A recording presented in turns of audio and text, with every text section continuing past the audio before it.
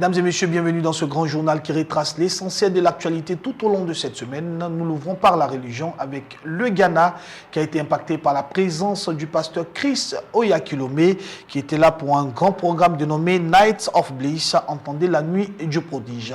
Des temps forts avec Nadine Excel. Le Ghana, pays d'Afrique de l'Ouest limitrophe à la Côte d'Ivoire, a été impacté par un programme d'une envergure extraordinaire. Et ce, par la présence très distinguée du pasteur Chris Oyakhilome, PhD, sur son sol. For the nation of Ghana, the man of God, Reverend Dr. Chris, just came in and everybody is, the expectation, the faith here is palpable. People welcomed him. Cette présence était consécutive à la grande nuit de prière dénommée Night of Bliss, programme de grande envergure qui a réuni des milliers de personnes venues des 4 coins du monde assister à la manifestation de la puissance de Dieu. Comme un seul homme, les fidèles ont offert à l'Éternel des cantiques de louange et d'adoration ponctués de pas de danse. S'appuyant sur la parole de Dieu, le pasteur Chris n'a pas manqué d'enseigner le peuple de Dieu présent à travers un message très poignant. La communion est un appel à l'unité, la réunion d'une famille, l'union d'un esprit, ce que l'on peut appeler un copartenariat, dans lequel tout ce qui est à moi est à vous et vice-versa. Et Dieu nous a appelés à partager cette même communion avec lui. S'appuyant sur la parole de Dieu, le pasteur Chris Oyakhilome, orateur principal de ce grand événement, n'a pas manqué d'enseigner le peuple de Dieu présent à travers un message très poignant. À l'instar de tous les programmes organisés par le pasteur Chris Oyakhilome, plusieurs miracles et prodiges ont été opérés par l'Esprit de Dieu au travers de son serviteur. Des paralytiques ont marché, des malades ont été guéris et plusieurs personnes ont reçu le salut. Encore une fois, plusieurs vies ont été impactées au travers du ministère du serviteur de Dieu, le pasteur Chris Oyakhilome. Les fidèles de l'église évangélique La Bénédiction d'Adjamé, 220 logements ont célébré la fête des prémices. C'était le dimanche 7 février 2016. Le corps du Christ a offert à l'Éternel les premiers revenus de l'année afin de sécuriser en l'Éternel le reste de la moisson de l'année. Revivons les temps forts. Les fidèles de l'église évangélique La Bénédiction ont répondu nombreux à l'appel de leur leader pour ce culte spécial organisé ce dimanche 7 février 2016. Ce culte marquait la fête des prémices qui consiste à apporter à l'Éternel les premiers revenus de l'année. Un temps de réjouissance et de bénédiction avec de prime abord la prédication donnée par le révérend Samuel Monté. God says if you hear his word, si vous entendez sa parole, and you put it into practice, et que vous la pratiquez, you are special people. Vous êtes un peuple à part, spécial. In this world, dans ce monde, you always fly at the top. Vous serez toujours au sommet. You always fly at the top. Vous serez toujours trouvé au sommet. You always fly at the top. Vous serez toujours trouvé au sommet. Wherever you are, partout où vous êtes, you will be at the top. Vous serez à la tête. You will never be at the bottom. Vous serez jamais à la queue. Whatever you find to do, tout ce que vous trouverez à faire, you always succeed. Vous réussirez toujours. Ce culte spécial a pris des allures festives avec les différentes prestations des enfants et des familles qui sont venus avec des pas de danse en offrant à l'Éternel des dons en nature pour marquer la diversité culturelle de la fête des prémices.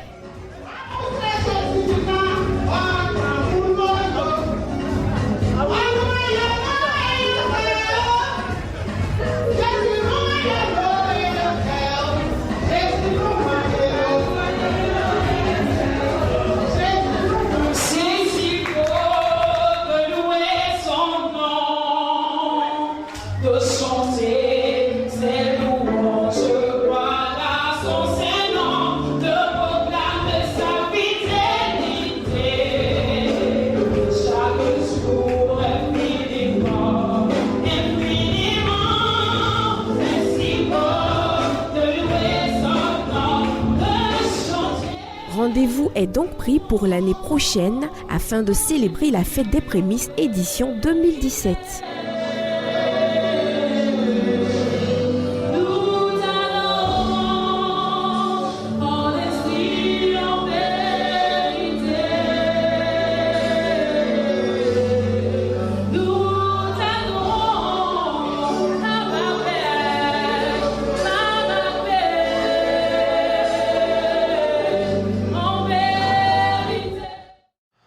jeunesse de l'église Foursquare de Côte d'Ivoire a célébré le samedi 6 février dernier un culte d'alliance dans la commune de Yopougon dans le district d'Abidjan avec pour thème « Cette jeunesse a en elle un esprit supérieur ».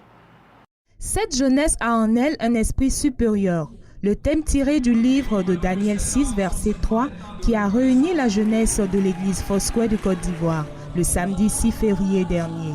Ils étaient nombreux à venir à cette convention pour rendre grâce au Seigneur en étalant des pas de danse au son des chants de louanges adressés à Dieu par le groupe de louanges et la prestation du chanteur Richard Crémé. Le président des églises Foursquare de Côte d'Ivoire, le révérend Dr Nyepé Marius, l'orateur principal de cette convention, a exhorté la jeunesse à avoir l'esprit supérieur comme Daniel. Daniel était animé de l'esprit de Dieu, ce qui lui a permis d'être distingué. David a dit, il dit, je suis plus instruit que mes maîtres. Parce qu'ils m'ont donné l'instruction, c'est qu'ils savent. Mais ce qu'ils ne savent pas, et que j'ai de plus, c'est que j'ai Dieu et son esprit.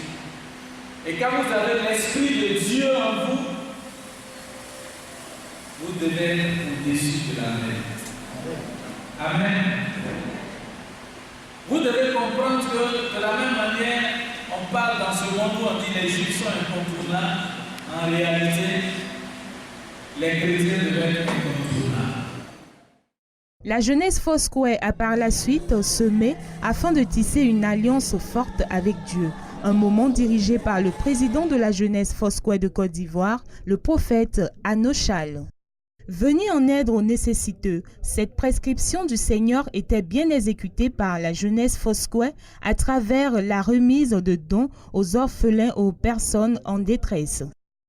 L'objectif premier de cette convention est d'avoir une jeunesse craignant Dieu et ayant un esprit supérieur afin d'être un maillon efficace dans le monde. Les paralytiques qui marchent, des aveux qui recouvrent la vue, l'Éternel a opéré des grands prodiges et aussi des miracles. C'était ce samedi 6 février 2016 à la mission internationale de la guérison et du salut en abrégé Migues de l'apôtre Mikoulou Olivier de la servante de Dieu Aka Clarisse. Ils sont venus nombreux les fidèles de la mission internationale de guérison et du salut. Avec eux, des malades et des cas désespérés qui espèrent bénéficier de la grâce divine. Preuve que le nom de Jésus-Christ fait encore et toujours des prodiges, c'est par des témoignages que ce programme de prière a débuté. Le peuple de Dieu a exprimé sa reconnaissance par la louange. Le miracle créateur, tel a été ensuite le thème sur lequel l'apôtre Olivier Mikoulou a édifié le peuple de Dieu. Parlant de miracles, de la création par Dieu à travers le livre de Genèse, il a exhorté les chrétiens à viser le surnaturel par la puissance de la foi. La Bible dit que Christ est assis à la droite de Dieu le Père Tout-Puissant. Et il est avec toi monté déjà. Mais ce que tu es en train de remplir ici, c'est des formalités parce que Dieu veut que tu bénisses son œuvre, que tu évangélises les gens pour que les gens soient sauvés. C'est ce que tu fais. Sinon, tu es déjà en haut avec Christ. Quelqu'un qui est en haut est un visionnaire. Quand il regarde du bas, il voit les choses, des erreurs des gens qui ne connaissent pas la foi chrétienne. Donc Dieu t'accorde la sagesse aujourd'hui. Avec l'aide de son épouse, la servante Aka Clarisse, l'apôtre Mikoulou a longuement exercé le ministère de la délivrance et de la guérison. Il a commencé à voir, il a enlevé les lunettes pour voir. On acclame le Seigneur.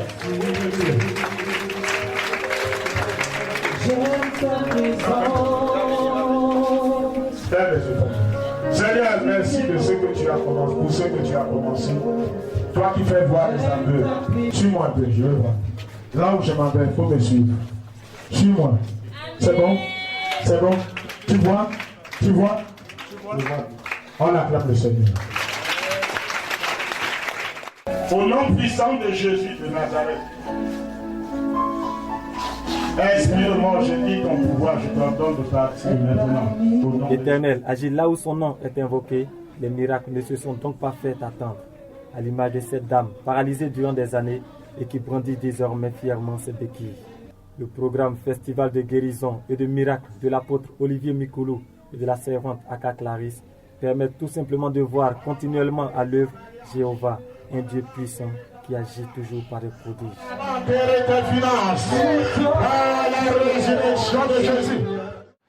Parlons à présent de musique dans ce grand journal, mais toujours en religion. Le chant de Guy Christ Israël était en concert le samedi 6 février 2016 au Parc des Sports de la commune de Trècheville, dans le district d'Abidjan. Concert intitulé « Partageons l'amour ». Ce concert avait pour but de soutenir les enfants défavorisés. Les anges dans les cieux, proclament ta sainteté. Comme les anges dans les cieux, le chanteur Guy Christ Israël proclame le nom de l'Éternel Dieu pour témoigner de son amour et partager cet amour à d'autres.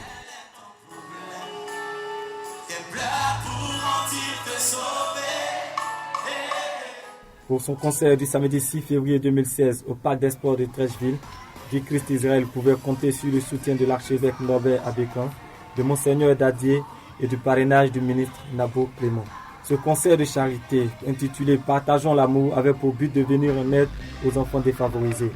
Sur la scène, c'est un artiste engagé pour l'amour qui a égrené ses titres phares, le plus souvent des hymnes à l'espoir. De nombreux autres artistes chantent, dont Boniface et Nestor David, se sont produits aux côtés de Guy Christ Israël, forçant le parrain Nabo Clément à exécuter des pas de danse sur le podium.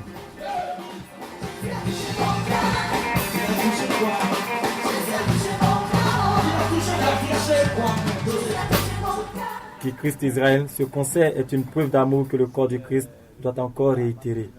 Je remercie tous les chrétiens d'avoir fait ce déplacement. Vraiment, vous avez honoré Dieu et vous avez honoré son enfant que je suis. Et je vous donne un rendez-vous encore, c'est pas fini. Parce que Jésus doit être glorifié et au travers de lui, les enfants défavorisés auront un sourire. Et cela, c'est grâce à toi. Merci. Shalom.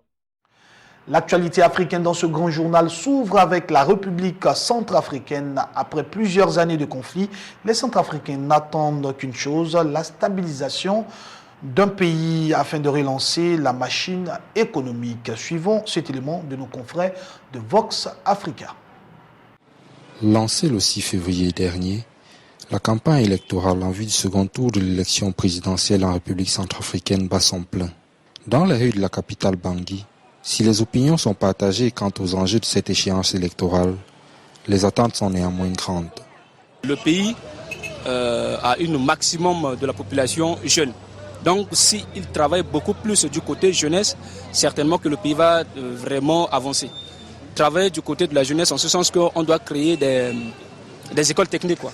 Donc s'il faut créer encore des écoles techniques permettant à la jeunesse, n'est-ce pas, de savoir faire quelque chose, ça permettra, n'est-ce pas, à la jeunesse aussi de se mouvoir, de faire des activités et ça va contribuer au développement du pays. On ne donne pas aux jeunes de Centrafrique de s'épanouir et de développer le pays. Et ils n'ont même pas les moyens au lieu de chercher des financements pour aider les jeunes à implanter des choses comme l'agriculture, l'élevage, côté caféier qui est mort, chercher à avancer les pays, on ne voit pas ça. Et ça nous coûte vraiment cher parce qu'on ne sont pas intégrés par rapport aux situations du pays. Même à ce moment où tu cherches le travail, tu ne peux pas trouver. Donc la première chose, c'est qu'on puisse voter un président qui est capable de nous chercher le financement afin que les richesses de ce pays puissent être exploitées et que nous pouvons bénéficier. Mais l'une des urgences qui interpelle le futur président de la République, c'est la consolidation de la paix. Franchement, il faut être reconnaissant de l'effort qu'a conjugué Mme Sama Panza. Il faut lui jeter des fleurs. Je suis très conscient de ça. Nous sommes très conscients de ça.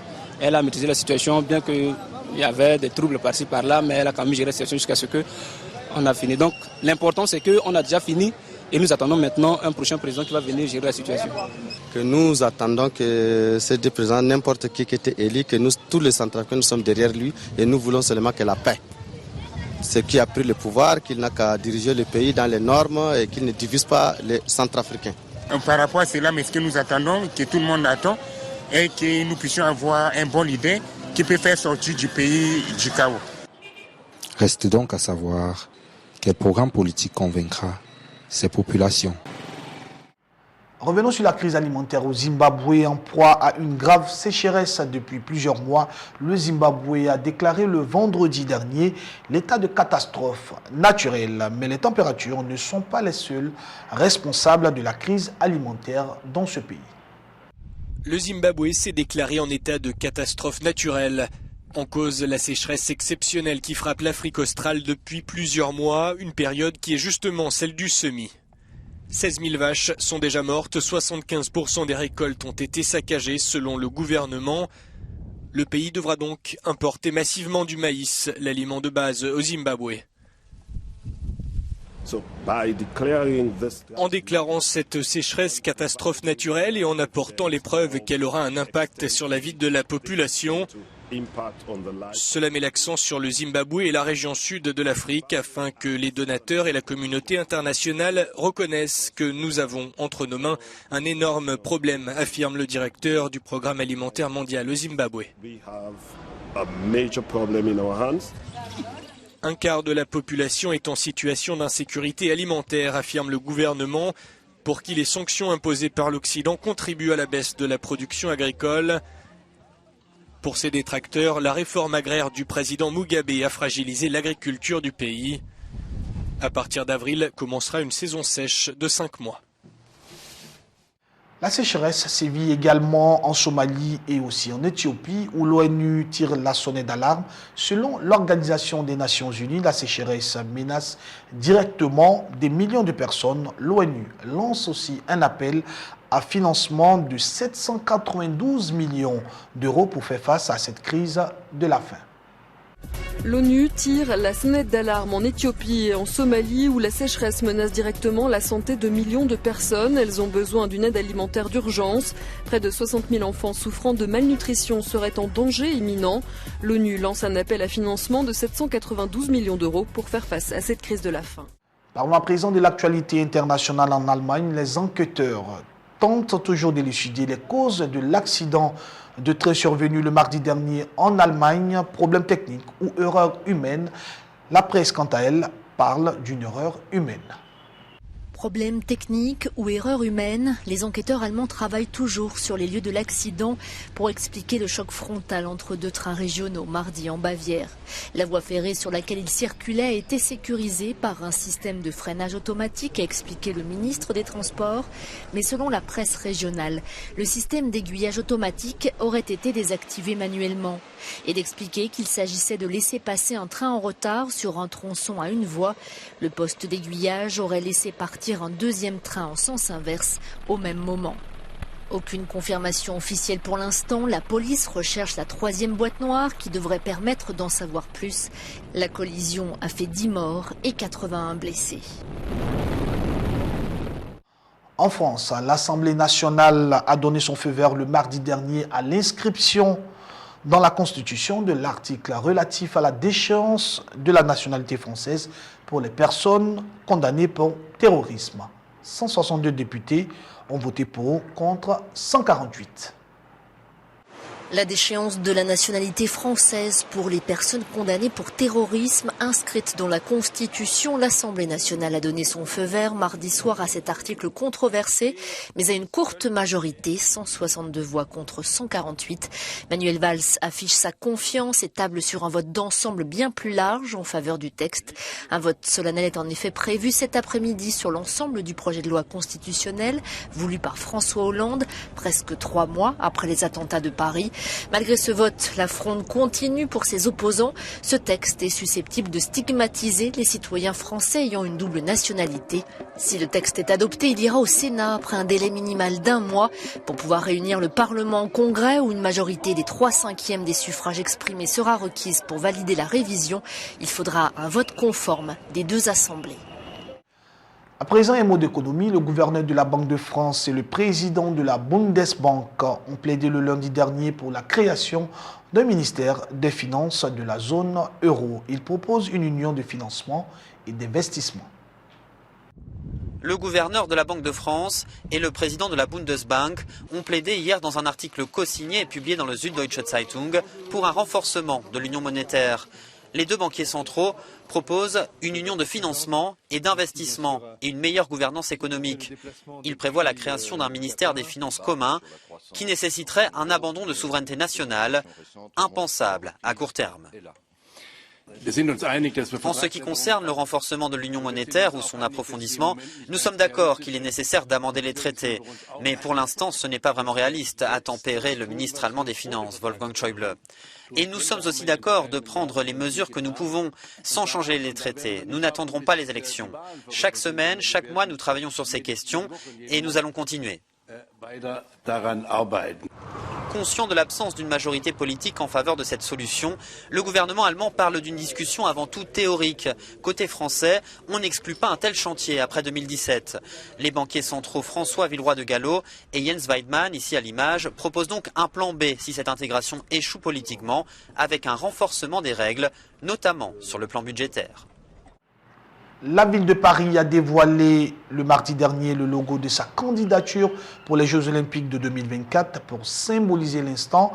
Le logo a été projeté sur l'Arc du Triomphe à 20h24. La capitale française espère accueillir les Jeux Olympiques qu'elle n'a plus organisés depuis 1924. Il était 20h24, tout un symbole, quand le logo choisi pour la candidature de Paris à l'organisation des Jeux Olympiques de 2024 a été projeté sur l'Arc de Triomphe.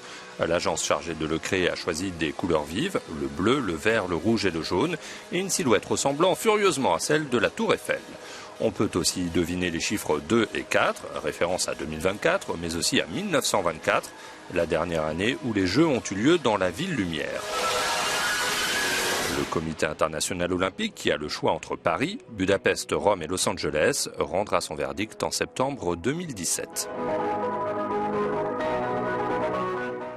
Mesdames et messieurs, j'ai été très heureux d'être en votre compagnie pour ce grand journal qui vous a été préparé par l'ensemble de la rédaction. Bonne suite de programme sur le Blessing Channel. Dieu vous bénisse. À bientôt.